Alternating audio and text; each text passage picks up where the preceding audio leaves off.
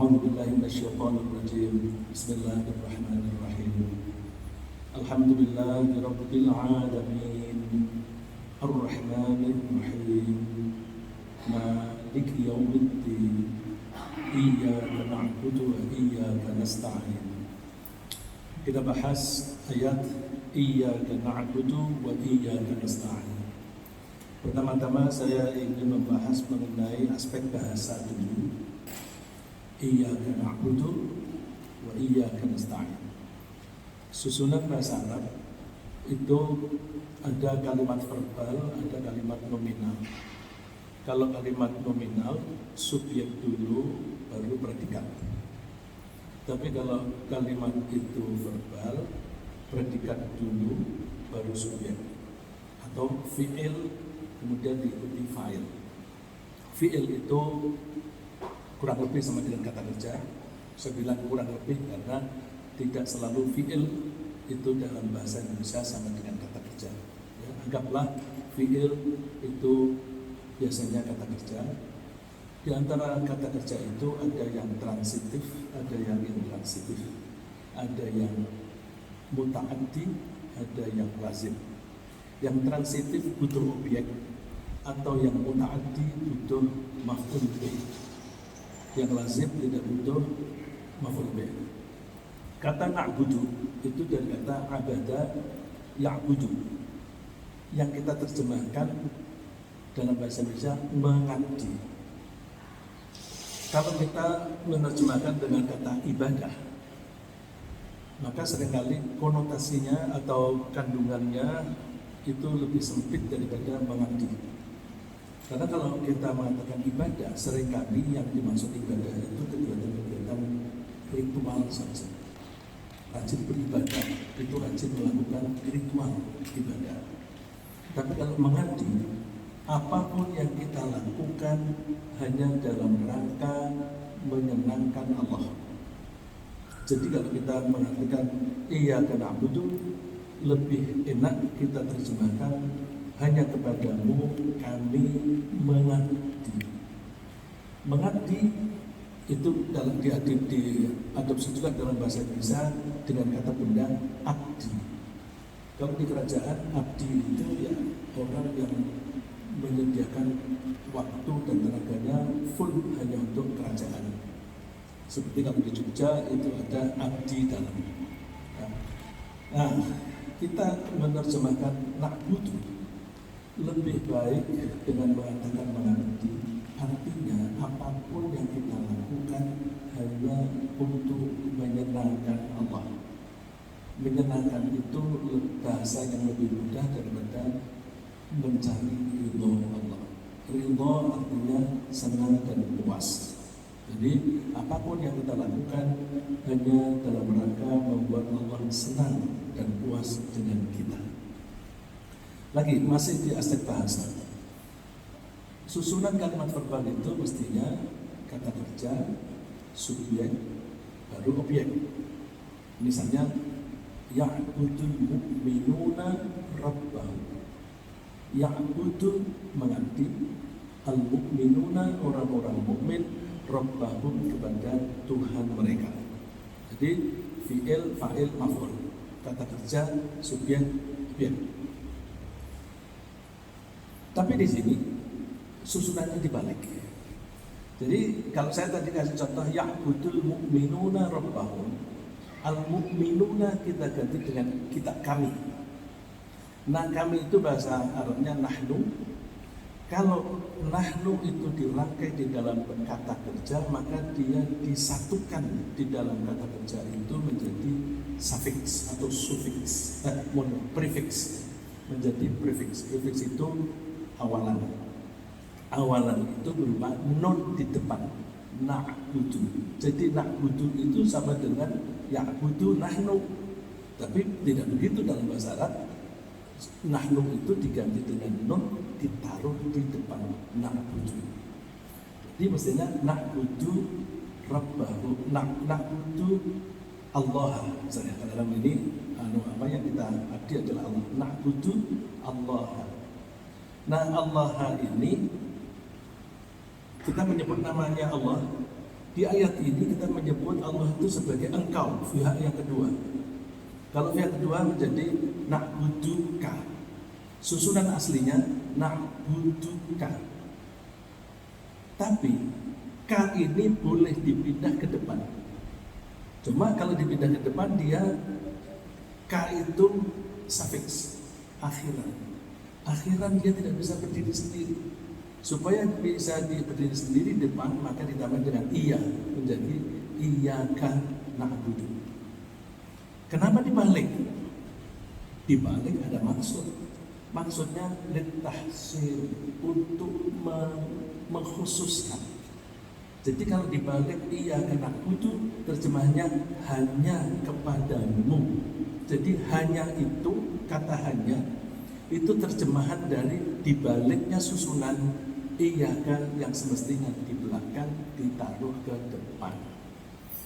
Itu norma bahasa Arab. Jangan membaca Al-Quran pakai norma bahasa Melayu. Kira-kira puluhan tahun yang lalu, belasan atau 20 tahun yang lalu, ada seorang penceramah yang sering tampil di televisi. Dia orang Melayu, lalu mengajari orang-orang, iyyaka ditekankan dan berhenti sebentar. Iyyaka na'budu. Karena itu terjemahannya hanya kepadamu kami mengabdi. Ini Quran bahasa Arab. Kenapa dia memakai norma bahasa Melayu? Dia tampilnya di televisi dan sering. Kalau kita mau meralat sulit. Dan Masya Allah, itu banyak pengaruhnya, banyak masjid-masjid yang imamnya itu membacanya begitu. Iyyaka na'budu wa iyyaka nasta'in. Jangan biasa saja diteruskan. Iyyaka na'budu wa iyyaka nasta'in. Karena dibaliknya susunan itu sudah mengandung khusus hanya kepadamu kami mengabdi. Saya teruskan. Masih aspek bahasa tetapi sudah maju ke pemahaman makna. Coba kalau kita perhatikan ayat pertama sampai dengan keempat. Bismillahirrahmanirrahim. Kita menyebut Allah dengan asma Allah. Misalnya saya menyebut Andi Junaidi. Saya menyebut Andi Junaidi, itu kan saya menganggap pihak ketiga. Pihak ketiga itu pihak pertama saya, pihak kedua engkau, pihak ketiga dia. Bandingkan kamu, mohon maaf saya pakai kamu bahasa Indonesia. Kamu duduk di situ saja. Saya memanggil Pak Andi sebagai pihak kedua. Saya, kamu, dia. Nah, ketika kita menyebut Bismillahirrahmanirrahim, Alhamdulillahirrabbilalamin, Ar-Rahmanirrahim, Maliki Yaumiddin, kita menyebut asma Allah sebagai pihak ketiga. Tapi di sini tiba-tiba kita beralih, kita menganggap Allah sebagai pihak kedua. Jadi misalnya Dr. Iqbal itu orangnya begini-begini, kamu, tiba-tiba kamu. Ini kan beralih dari menyebut Dr. Iqbal pihak ketiga, tiba-tiba kedua. Bedanya apa? Bedanya apa? Saya tadi menyebut Dr. Iqbal terus kamu. Andi Junaidi kamu. Bedanya apa, Pak? Kedekatan. Kedekatan. Jadi ketika kita menyebut Allah itu sebagai yang mengatur alam raya, alam raya itu besar dan luas sekali, maka kita menganggap bahwa Allah yang mengatur ini pasti mempunyai kekuasaan yang luar biasa. Karena Allah itu yang mempunyai kekuasaan yang luar biasa, kita ini kecil sekali, kecil. Kalau mau menggambarkan kecilnya kita, coba globe si bola dunia, kalau di Global Earth, ya, itu Google Earth ya, itu gede. Kemudian kita minta Jakarta, itu menjadi kecil dulu bolanya, kemudian Jakarta menjadi makin besar. Jadi yang besar itu ternyata kecil, apalagi kita hanya bagian kecil dari bumi ini. Oleh karena itu tidak layak kita ini menganggap Allah seperti partner kita. Kita menganggap Allah itu yang maha menciptakan, yang maha kuasa, yang maha besar. Maka kita menyebutnya Allah. Tapi Allah mau menunjukkan kepada kita, meskipun aku maha besar, tapi aku bisa berpartneran dengan kamu, berpasangan dengan kamu. Maka Allah mengajari kita, iyyaka na'budu wa iyyaka nasta'in. Jadi berarti Allah mengajak kita supaya merasa bahwa kita ini dekat dengan Allah. Ya. Nanti kita bahas tentang kedekatan itu. Lalu kenapa Allah mengajari kita ini menyebut diri kita bukan saya, bukan a'buduka, aku menyembah engkau, bukan, tapi na'buduka, kami menyembah engkau. Coba seandainya kita ini mempunyai organisasi apapun, kemudian layak organisasi itu pimpinannya dipanggil oleh presiden, siapapun presidennya, maka kita datang sendirian atau bersama dengan jajaran kita. Kalau kita menghadap kepada orang yang kita anggap mulia, maka kita bersama-sama dengan anggota kita. Kurang layak kita menghadap sendiri, enggak level. Saya menghadap ke presiden, maka saya menghadapnya itu bersama-sama dengan yang lain. Nah di sini Allah ajari, kalau kamu mengabdi kepadaku, kalau kamu menyembahku, bareng bersama-sama. Itulah pentingnya kita sholat jamaah, supaya kita ketika menghadap Allah, kita tidak menghadap sendirian, terlalu tidak seimbang. Karena itu, ya memang kita berjamaah pun juga tidak seimbang, tetapi lumayanlah. Gitu. Ya, jadi kita diajari oleh Allah untuk menghadapnya bersama-sama. Dan memang selayaknya bersama-sama, karena Allah ketika menerima kita pun Allah itu tidak sendirian. Allah selalu didampingi oleh para malaikat. Masih ingat ada hadis yang kurang lebih pengertiannya begini: kalau ada hambaku menyebut aku dengan dirinya sendiri, dia sendirian, maka aku akan menyebut dia sendirian. Kalau dia menyebut aku atau mengingat aku bersama-sama dengan orang-orang di sekitarnya, maka aku akan mengingat dia, menyebut dia bersama-sama dengan orang yang di sekeliling saya. Rasulullah menyebutnya al-malak. Al-malak itu kalau di dalam kerajaan itu orang-orang tokoh-tokoh besarnya, itu malak. Al-malak bukan malak, tapi al-malak. Dan orang-orang atau pihak-pihak yang mendampingi Allah itu lebih mulia daripada yang mendampingi kita. Kalau kita yang mendampingi, ya kita sama manusia ini. Tapi kalau Allah yang mendampingi para malaikat, yang al-muqarrabu, yang dekat dengan Allah, yang tidak pernah membantah dan sebagainya. Oleh karena itu, kalau Allah menerima kita dengan jajarannya, maka selayaknya kita juga menghadap Allah dengan jajaran kita. Nah, contohnya aja kalau misalnya ada dua orang presiden, dua orang kepala negara ketemu, itu mereka tidak sendiri, pasti didampingi oleh orang-orang yang kira-kira mengetahui, yang kompeten di bidang yang akan dibicarakan. Paling tidak ada menteri luar negeri. Terus nanti kalau membahas masalah kerjasama ekonomi, nanti ada menteri ekonomi yang ada di situ dan sebagainya.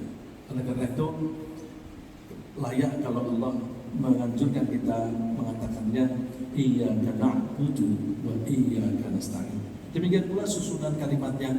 Nasta'in itu asalnya nasta'inuka, kami mohon perbantuan atau mohon pertolonganmu. Kemudian ka dipindahkan ke depan menjadi wa iyyaka nasta'in. Lalu mari kita maju ke arah pemahaman. Ketika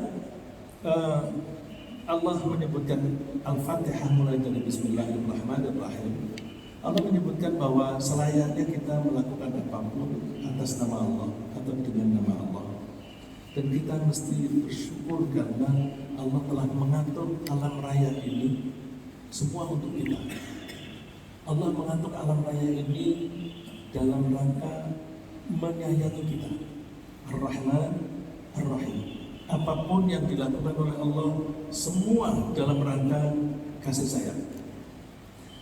Oleh karena itu, kita sebenarnya dilayani oleh Allah, bukan kita melayani Allah. Yang kemarin sudah kita bahas, kita bernafas tidak mungkin tanpa dilayani oleh Allah. Oksigen diantar oleh Allah. Kita bisa menghirup oksigen kalau kita punya pernafasan saluran mulai dari hidung sampai paru-paru itu normal. Paru-paru itu bisa menghirup kalau dia itu kerja dengan baik, mengembang kempis. Di dalam paru-paru itu, kalau saya salah, ada bagian-bagian yang kecil sekali yang tugasnya menangkap oksigen. Oksigen yang bersih ditangkap, kemudian yang kotor dikeluarkan. Terus, nah itu kalau mekanisme tidak diatur oleh Allah tidak mungkin. Kita bisa makan, Allah menyediakan makanannya.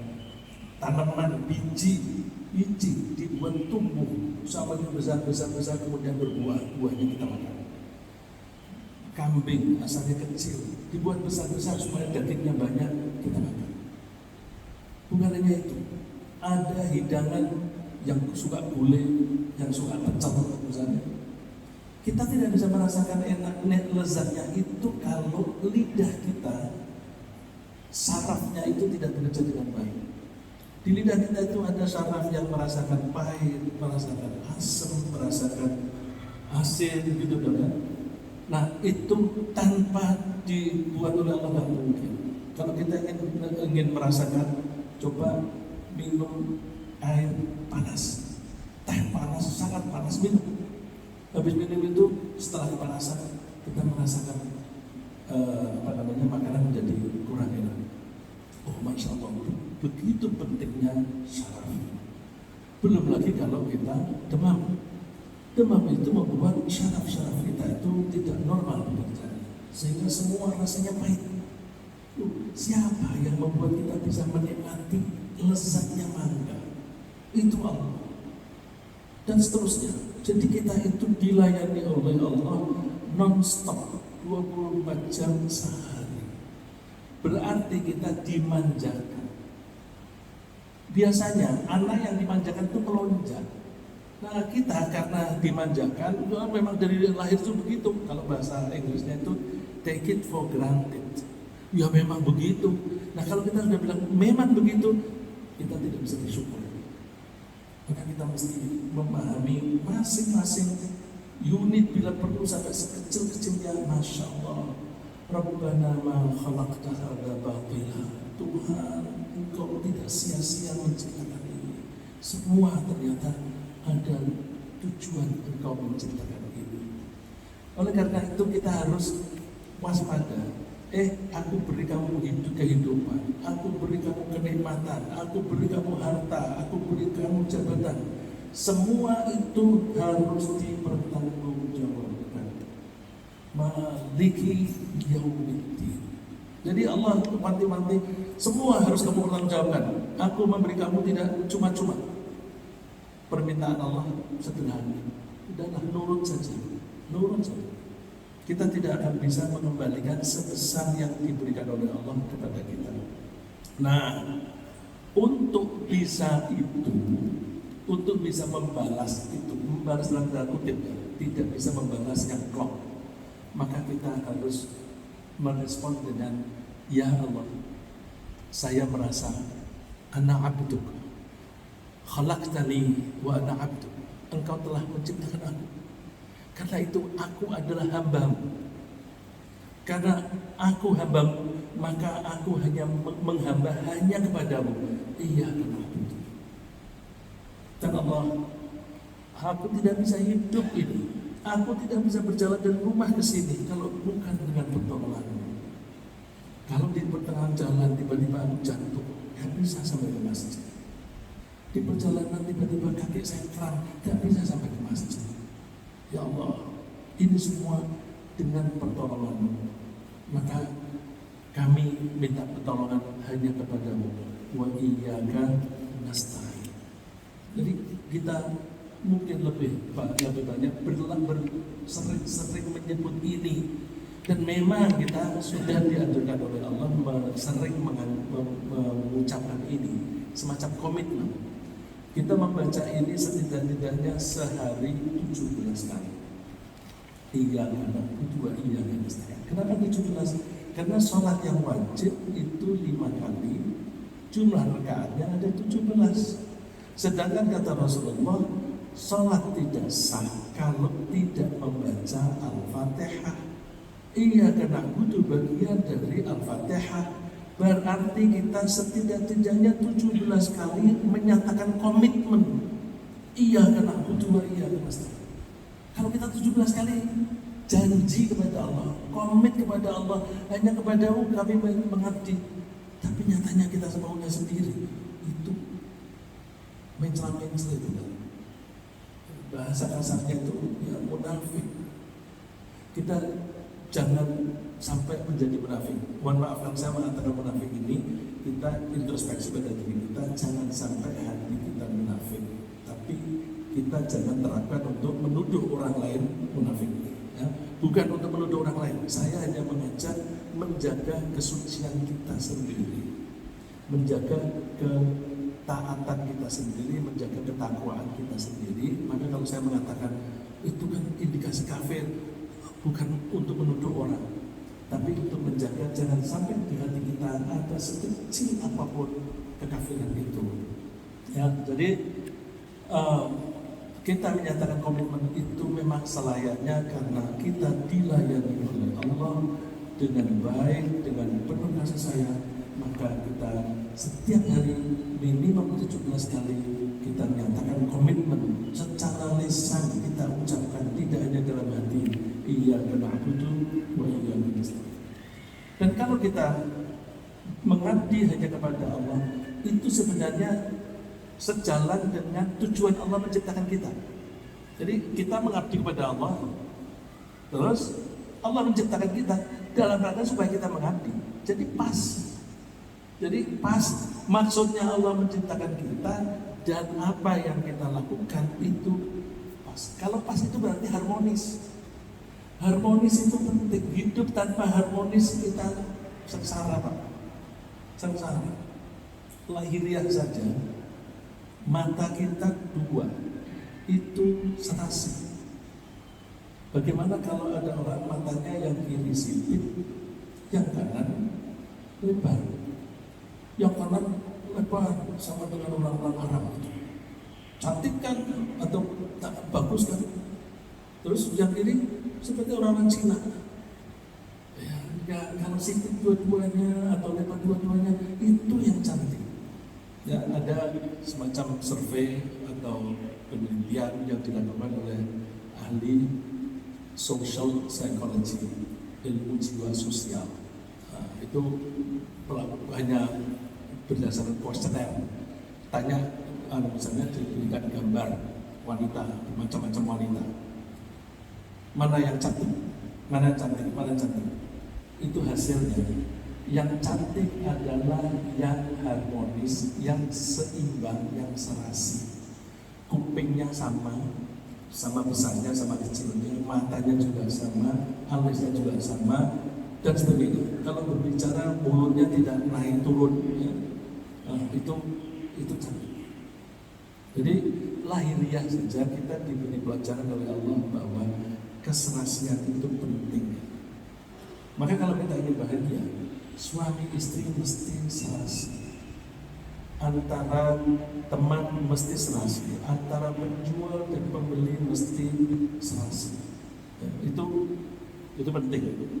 Nah, kalau Allah itu tujuan menciptakan kita supaya kita mengabdi dan kita melakukan pengabdian, maka itu pas kita harmonis. Banyak orang tidak bahagia karena tidak harmonis. Misalnya anak ingin nikah dengan seorang yang dicintainya, tapi ibunya tidak suka atau benci kepada orang yang dicintai tadi, itu akan sengsara atau akan tersiap dan akan sengsara bagi dua-duanya, karena di situ ada konflik istilahnya itu conflict of motivation, ya. Ada benturan antara keinginan dua pihak. Kalau kita itu sebagai makhluk berperilaku sesuai dengan maksudnya Allah yang menciptakan kita, maka itu indah, ya. Allah berfirman, yang ayatnya itu sudah populer, wa ma khalaqtul jinna wal insa illa liya'budun. Aku tidak menciptakan manusia dan jin kecuali hanya untuk mengabdi kepadaku. Terus kita merespon itu dengan iyyaka na'budu wa iyyaka nasta'in. Nah, yang perlu kita tingkatkan lagi, bahwa ketika kita mengabdi kepada Allah itu harus seperti tadi, iyyaka, hanya kepadamu, tidak boleh mendua. Saya kasih contoh, misalnya Pak Tamrin rajin puasa Senin Kamis, Pak Tamrin, ya. Kemudian Pak Tamrin kenapa rajin puasa? Ya satu, biar dapat pahala atau untuk mencari ridho Allah. Oh satu, yang kedua apa? Supaya kurus. Yang ketiga apa? Biar sehat. Boleh nggak Pak? Jadi nomor satu, mencari ridho Allah atau mencari pahala. Yang kedua, supaya kurus. Yang ketiga, supaya sehat. Boleh nggak? Boleh?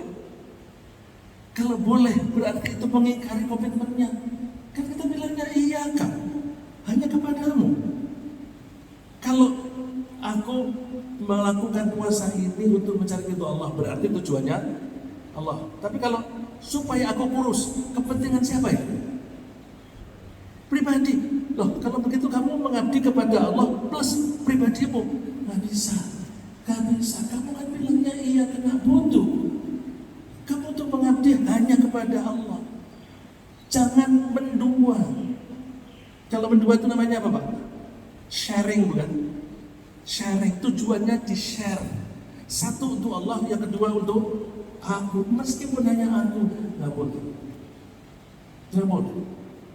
Itu namanya sharing tujuan. Sharing tujuan itu bahasa Arabnya apa Pak? Mirip dengan sharing, syirik. Jadi banyak orang itu musyrik tapi nggak merasa. Karena apa? Mendua di dalam tujuan. Kalau namanya mengabdi, ya sudah hanya untuk Allah saja. Nanti biar kurus, kurus tuh nggak usah kamu pikirin. Yang ada penelitian oleh seorang ahli fisika dan biologi atau ahli kedokteran, saya nggak lupa namanya,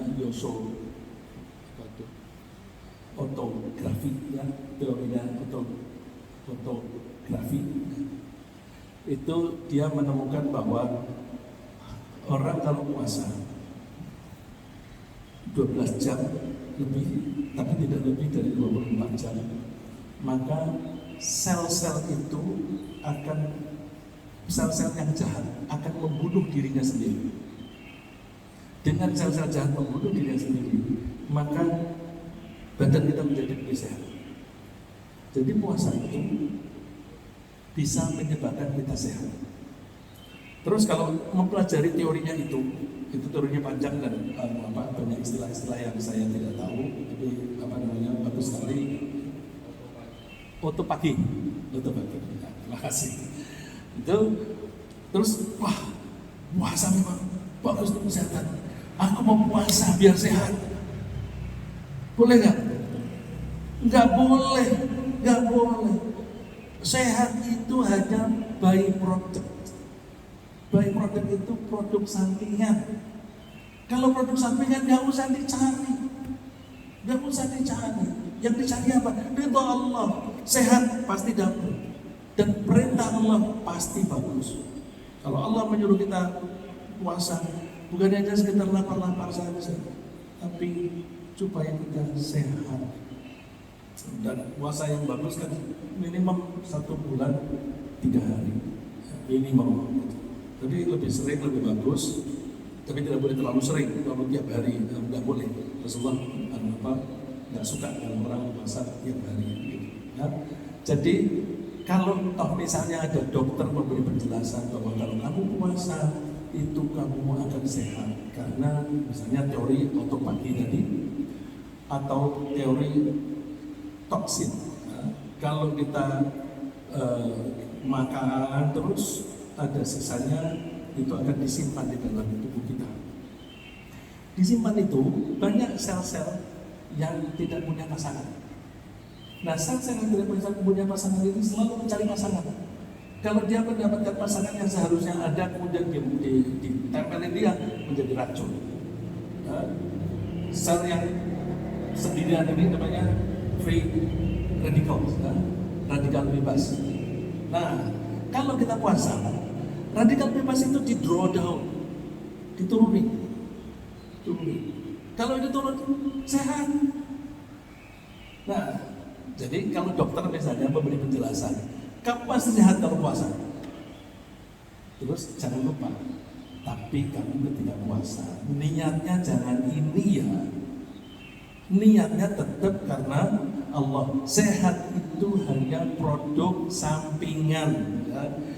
Produk sampingan itu kalau saya kasih perumpamaan yang gampang sekali. Misalnya, waktu sekarang ini nggak ada, sudah nggak ada kegiatan seperti itu yang kita lihat. Zaman dulu mungkin Profesor Abu Dhar itu sempat melihat balok. Kalau di Klender itu kan banyak balok. Terus balok itu digergaji. Kalau dulu itu orang gergajinya dua, yang satu di atas, yang satu di bawah. Kalau sekarang gampang itu di Klender itu di Bekasi Timur itu ada beberapa pabrik yang motor-motor. Misalnya ada orang yang sedang menggergaji, Kang, ngapain kamu menggergaji balok? Cari serbuk. Kenapa cari serbuk? Dia bilang, coba aja lihat di S1R. Serbuk itu dijual mahal untuk campuran media tanaman. Mahal, aku mau cari serbuk. Keliru nggak orang itu? Ngapain cari serbuk? Kamu gak usah cari serbuk, kalau kamu gergaji pasti ada serbuk. Jadi gergajilah dengan cara yang baik, yang rapi supaya hasilnya rata. Nanti bisa menjadi meja yang rapi, yang sudah lurus, jangan sampai belok-belok. Nah, jadi tujuannya menggergaji apa? Mencari papan. Terus serbuknya gimana? Gak usah dicari, otomatis ada serbuknya. Puasa, kita mencari ridho Allah, nanti sehat, nggak usah dicari. Begitu pula sholat. Ada orang membuat teori ini olahraga yang ergonomics adalah olahraga yang sesuai dengan sholat. Ketika berdiri maka begini, maka ketika sujud maka darahnya akan turun ke kepala dan sebagainya. Ini ergonomik. Jadi kalau ingin sehat banyak-banyaklah sholat. Lalu sholatnya sehari 100 rakaat. Supaya apa? Supaya sehat. Dapat pahala nggak itu? Nggak ada. Nggak ada. Lu niatkan pertama nomor 1 mencari ridho Allah. Itu niat nomor ke-10. Nggak boleh. Niat harus hanya 1. Bukankah kita hafal ayatnya? Wa ma umiru illa liya'budullaha mukhlishina lahud-din. Mereka itu, termasuk kita, tidak diperintah kecuali hanya untuk mengabdi kepada Allah mukhlisin. Mukhlisin itu kata intinya ikhlas. Ikhlas itu artinya memurnikan niat, memurnikan tujuan. Niat itu bahasa Indonesia tujuan, memurnikan memurnikan tujuan. Nah, kalau namanya memurnikan, coba ini kita kasih setetes susu saja, murni nggak? Tidak murni. Jadi meskipun niat nomor 1 mencari ridho Allah, kemudian nomor 2 biar sehat, itu sudah menodai kita. Jangan pernah mendua di dalam tujuan. Kita harus mukhlishina lahud-din. Semua yang kita lakukan hanya untuk Allah. Hunafa itu dengan kecenderungan. Kecenderungan itu kalau biasanya kalau kita baca buku terjemahan itu secara lurus. Sebenarnya khodi' itu artinya miring, doyong. Jadi kalau ada benda begini, dia begini. Bukan benda. Ketika kita berjalannya bukan berdiri tegak begini, tapi begini. Coba kalau kita pergi ke mall zaman COVID seperti ini, aku mau ke mall, aku ada keperluanku membeli barang itu yang ada hanya di mall itu. Terus aku tidak mau kena COVID, maka aku harus cepat-cepat. Kira-kira berjalannya tegak atau miring? Miring ke depan. Miring apa tegak, Pak? Miring. Berjalan miring itu enak karena sudah doyok sedikit ini, maka badan itu sudah agak berat ke depan. Karena agak berat ke depan, kita berasa menjaga supaya tidak jatuh. Terus kita cepat melangkah, dan melangkahnya menjadi lebih ringan. Kalau begini, melangkah tetap ringan. Bandingkan, aku mau ke mall, ngapain? Lihat-lihat aja. Ya barangkali ada yang aku perlukan. Jadi keperluannya itu dicari-cari. Kira-kira ketika ke mall itu berjalannya tegak atau miring? Tegak. Kenapa tegak? Kalau tegak itu kita noleh ke kiri, ke kanan begini enak. Tapi kalau kita miring agak enak. Jadi kita bisa fokus. Nah itu yang dilakukan oleh Nabi Ibrahim. Hunafa, udah condong hanya untuk Allah saja. Enggak toleh-toleh, enggak ke kiri, enggak ke kanan, enggak meleng. Jadi kira-kira hunafa itu artinya tidak meleng-meleng. Itu yang dicari, yang diminta oleh Allah. Tidak diperintah kecuali hanya untuk mengabdi kepada Allah, memurnikan tujuan lahu hanya untuk Allah, dan memurnikannya itu hunafa, kecenderungan ketika makan tujuannya Allah, ketika tidur tujuannya Allah. Kenapa kamu cepat tidur? Ya biar aku bisa cepat bangun supaya bisa sholat tahajud. Sholat seperti itu ada, tidur seperti itu ada pahalanya nggak? Ada. Bandingkan kenapa tidur? Ngantuk. Ya udah ngantuk. Kucing kalau ngantuk tidurlah. Tidur. Kalau kucing kalau misalnya tidur karena ngantuk dapat pahala, kucing itu pahalanya banyak. Jadi tidur pun tujuannya hanya untuk Allah. Beristri tujuannya apa? Ya karena aku kan nafsu seksku masih kuat. Aku butuh ya pada misalnya. Terus aku butuh istri. Jadi istri itu apa? Untuk menyalurkan doronganku. Ada pahala nggak? Nggak ada. Binatang itu punya nafsu. Kalau ketemu pasangannya sedang birahi ya terjadi. Itu instinktif. Bandingkan, kenapa kamu nikah? Iya aku ini, masya Allah, pikiran ini suka liar. Kalau sudah menumpuk hormon ini, ya, kalau sudah menumpuk, aku tuh melihat siapa saja menjadi cantik. Aku melihat orang pakaiannya ini, aku jadi mengimajinasi. Aku kepingin semua itu hilang.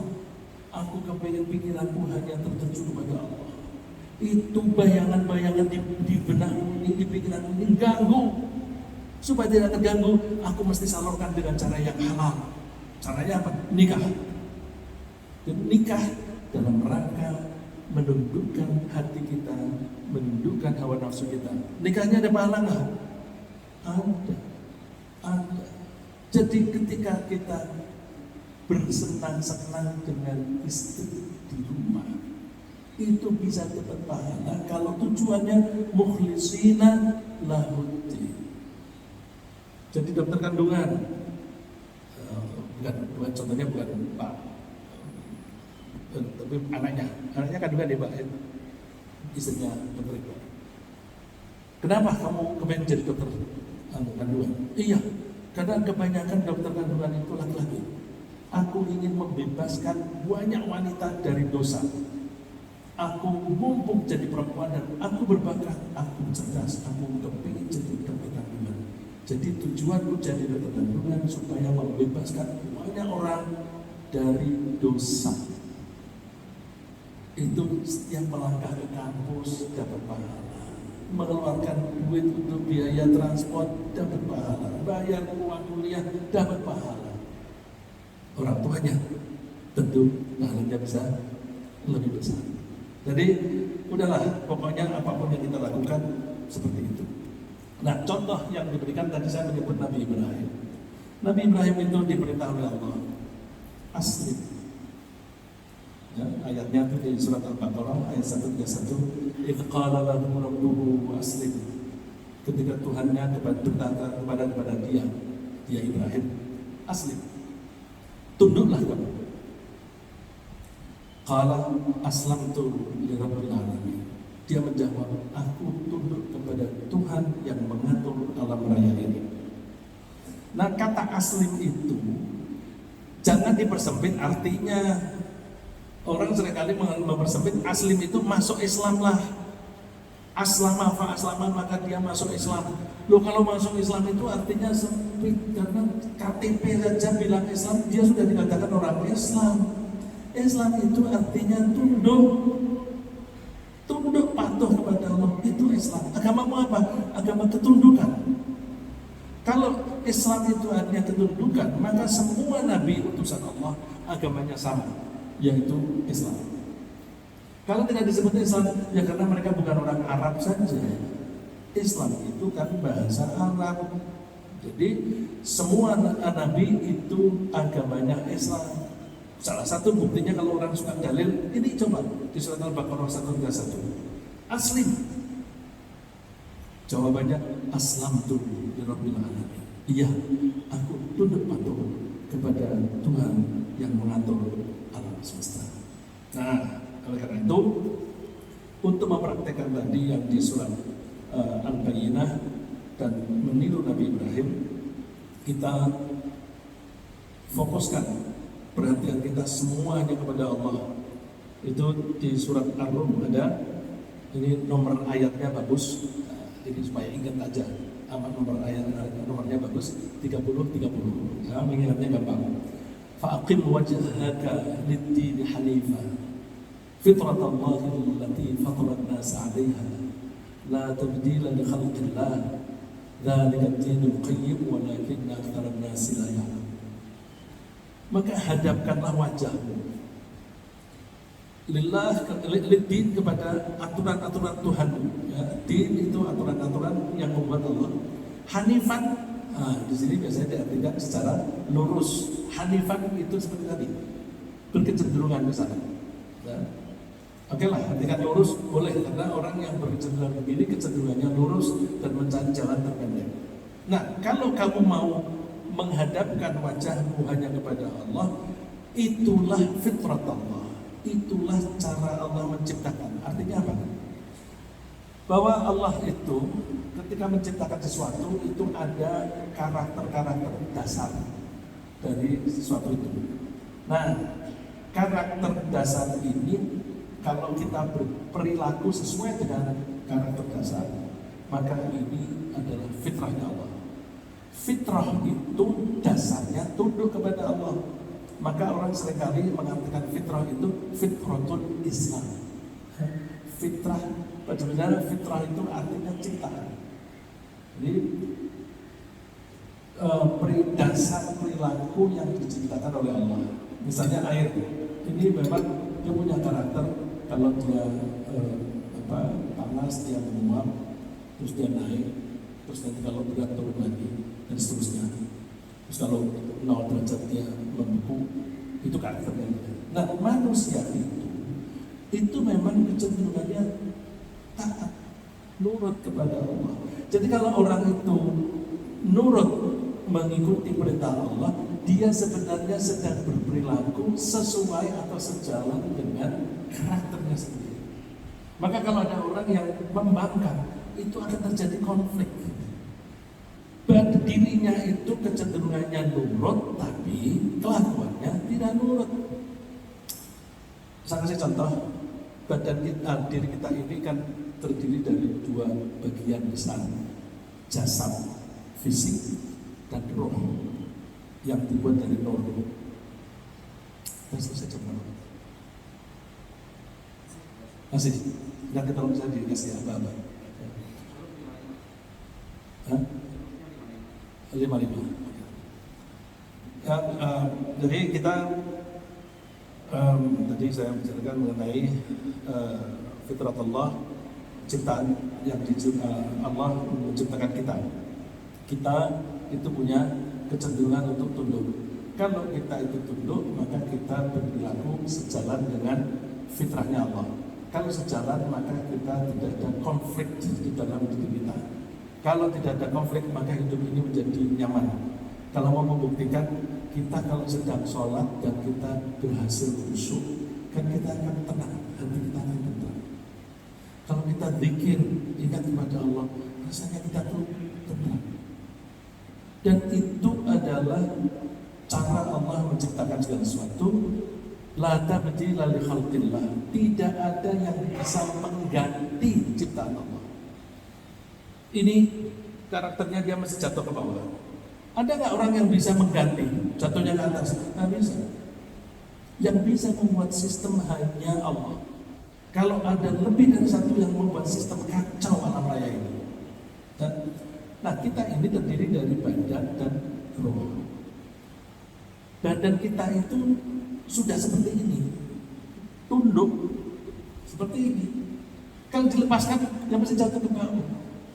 Coba badan kita, sealim apapun, sesoleh apapun orang itu, kalau badannya kita angkat kemudian kita lepas, pasti jatuh ke bawah. Badannya sudah ikut.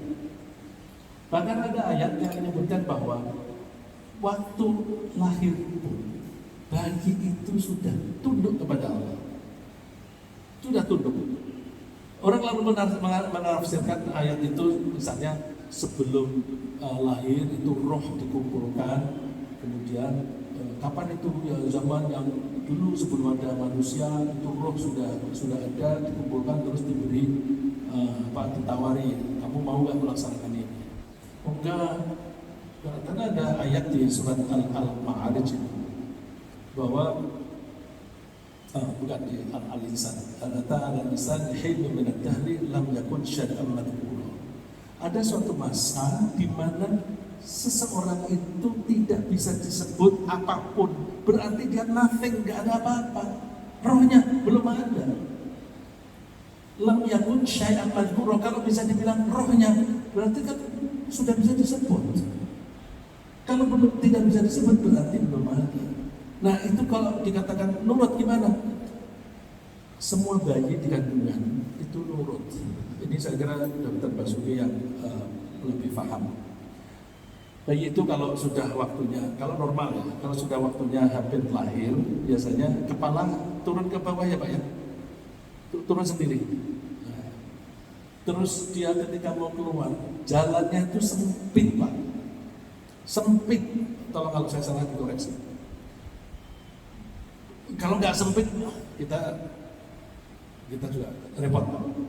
Jalannya memang harus sempit. Tetapi jalan yang sempit ini harus bisa dilewati kepala bayi yang gede. Ini caranya gimana? Semuanya nurut. Jalan yang sempit itu melebar. Ya.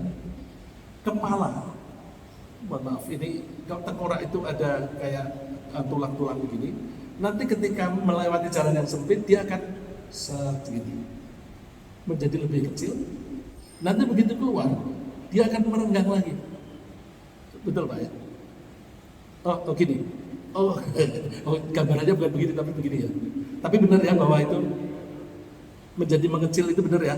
Ah ya. Geser. Oh geser. Ya, terima kasih Pak. Ya, jadi ini semuanya mekanismenya sudah mengikuti mekanisme yang dibuat oleh Allah. Apakah dia lahir di Jakarta atau di New York atau di Johannesburg, sama. Karena yang menciptakan sama. Jadi kita ini memang secara fisik itu memang sudah tunduk patuh kepada Allah. Tapi kenapa roh kita suka-suka berontak? Kalau kita itu memang bawaannya memang nurut, kok roh kita ini berontak macam-macam karena hawa nafsu, ya sengsara dia, sengsara. Makanya Allah mewanti-wanti, wa man a'radu an dzikri, siapa yang berpaling dari peringatanku, peringatan untuk seperti tadi aslim, tunduk, dia tidak peduli. Fa inna lahu ma'isyatan dhanka, maka dia akan mengalami kehidupan yang sempit. Di dunia saja sudah sempit. Wa nahsyuruhu yawmal qiyamati a'ma, dan besok di hari kiamat dia akan kami kirim di padang mahsyar dalam keadaan buta. Di dunia sengsara, di akhirat sengsara. Maka sudahlah, kita itu memang betul-betul diatur oleh Allah. Kita nurut saja, kita sering-sering komitmen, raditu billahi rabba, aku ridho diatur oleh Allah, aku ridho diatur oleh Allah. Itu banyak-banyak kita, kalau kita melatih diri, banyak-banyak kita sebut, kita camkan, aku ridho diatur oleh Allah. Kalau seperti itu kita tidak pernah komplain, kita tidak pernah mengeluh, yang ada malah bersyukur dan bersyukur. Saya kira sementara begitu, karena waktunya sudah syuruk, bapak-bapak mesti ingin sholat.